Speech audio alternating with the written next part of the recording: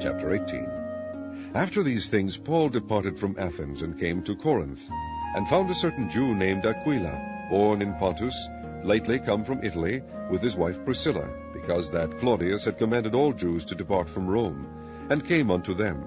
And because he was of the same craft, he abode with them, and wrought, for by their occupation they were tentmakers.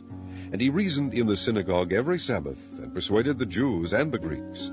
And when Silas and Timotheus were come from Macedonia, Paul was pressed in the Spirit, and testified to the Jews that Jesus was Christ. And when they opposed themselves and blasphemed, he shook his raiment, and said unto them, Your blood be upon your own heads, I am clean. From henceforth I will go unto the Gentiles. And he departed thence, and entered into a certain man's house, named Justus, one that worshipped God, whose house joined hard to the synagogue. And Crispus, the chief ruler of the synagogue, believed on the Lord with all his house. And many of the Corinthians hearing believed, and were baptized. Then spake the Lord to Paul in the night by a vision. Be not afraid, but speak, and hold not thy peace. For I am with thee, and no man shall set on thee to hurt thee, for I have much people in this city. And he continued there 1 year and 6 months, teaching the word of God among them. And when Gallio was the deputy of Achaia, the Jews made insurrection with one accord against Paul, and brought him to the judgment seat, saying, This fellow persuadeth men to worship God contrary to the law. And when Paul was now about to open his mouth, Gallio said unto the Jews, If it were a matter of wrong or wicked lewdness, O ye Jews, reason would that I should bear with you.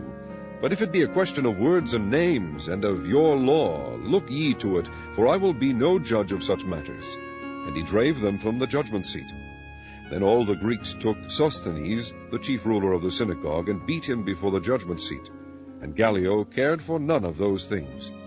And Paul after this tarried there yet a good while, and then took his leave of the brethren, and with him Priscilla and Aquila, having shorn his head in Cenchrea, for he had a vow.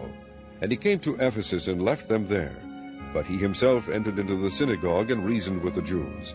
Now when they desired him to tarry longer time with them, he consented not, but bade them farewell, saying, I must by all means keep this feast that cometh in Jerusalem, but I will return again unto you, if God will. And he sailed from Ephesus. And when he had landed at Caesarea, and gone up and saluted the church, he went down to Antioch. And after he had spent some time there, he departed and went over all the country of Galatia and Phrygia in order, strengthening all the disciples. And a certain Jew named Apollos, born at Alexandria, an eloquent man, and mighty in the Scriptures, came to Ephesus.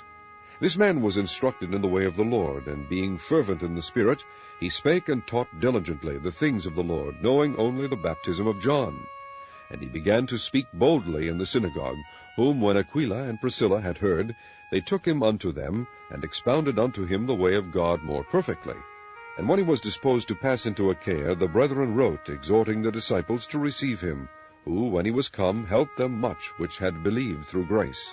For he mightily convinced the Jews, and that publicly, shewing by the Scriptures that Jesus was Christ.